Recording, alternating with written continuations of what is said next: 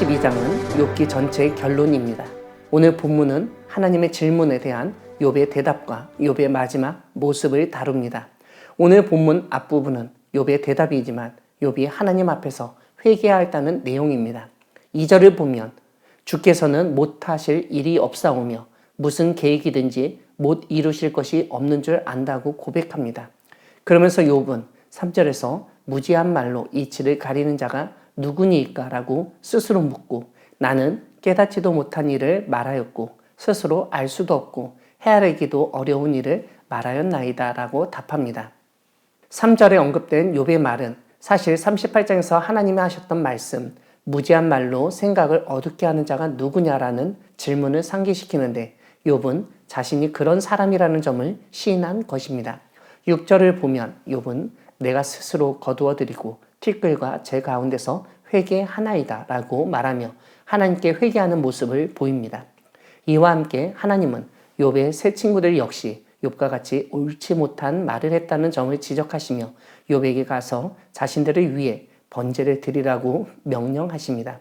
그 세 친구들은 하나님의 명령하신 대로 행했습니다. 다만 세 친구들을 위해서 욥이 기도하면 하나님이 기쁘게 받으신다고 말씀하시는데 욥이 마치 제사장과 같은 역할을 하게 하시는 것을 알 수 있습니다. 오늘 본문 뒷부분은 욥의 마지막 모습을 보여주는데 특별히 이전에 그가 소유했던 재산과 자녀들의 숫자를 회복시켜 주시는 하나님에 대해서 알려줍니다. 오늘 본문 10절을 보면 여호와께서 욥의 공경을 돌이키시고 여호와께서 욥에게 이전 모든 소유보다 갑절이나 주셨다고 설명합니다.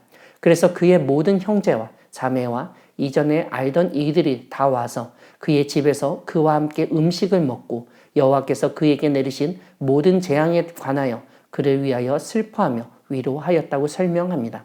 이것은 욥에 깨어진 인간관계가 회복되어졌다는 점을 상징합니다. 12절은 여호와께서 욥의 말년에 욥에게 처음보다 더 복을 주셨다고 언급하는데 욥기 1장 3절에서 언급됐던 가축의 숫자에 정확히 2배인 것을 알 수 있습니다. 즉 하나님이 갑절의 복을 주셨다는 점을 강조합니다.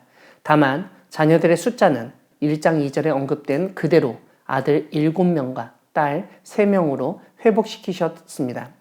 오늘 본문 14절에서 3명의 딸들의 이름이 언급되는데 고대 사회에서 여성은 이름 없는 존재였다는 점에서 중요한 의미를 가지며 15절에서 알려주듯 아들들과 동일하게 기업을 얻었다는 뜻으로 이해할 수도 있습니다.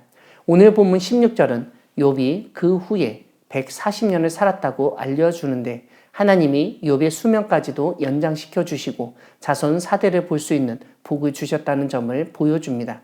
사랑하는 광야교회 성도 여러분, 하나님은 회개하는 사람을 회복시켜 주시는 분이십니다. 오늘 본문에서 욥은 하나님에게 회개했습니다. 사실 욥기 첫 부분에 나오는 욥에 대한 묘사는 온전하고 정직하여 하나님을 경외하며 악에서 떠난 자였습니다. 그런 욥이 하나님에게 회개했다는 사실을 쉽게 받아들일 수 없습니다.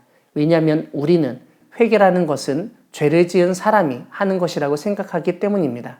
하지만 오늘 본문이 알려주는 욥의 회개는 죄 때문이라기보다는 하나님에 대한 자신의 잘못된 이해 때문이었습니다.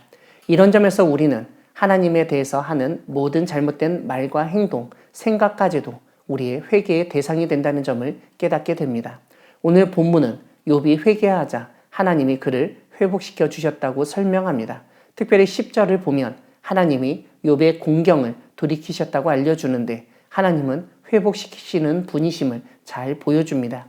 하나님이 행하신 욥의 회복은 그가 잃었던 재산, 자녀, 건강 순으로 진행됩니다. 재산은 이전에 소유했던 가축들의 숫자에 정확히 2배가 되는데 이러한 회복은 단순한 회복이 아니라 하나님의 복이라는 점을 강조합니다. 오늘 본문을 보면 자녀들은 이전의 숫자대로 아들 7명과 딸 3명으로 회복되었습니다.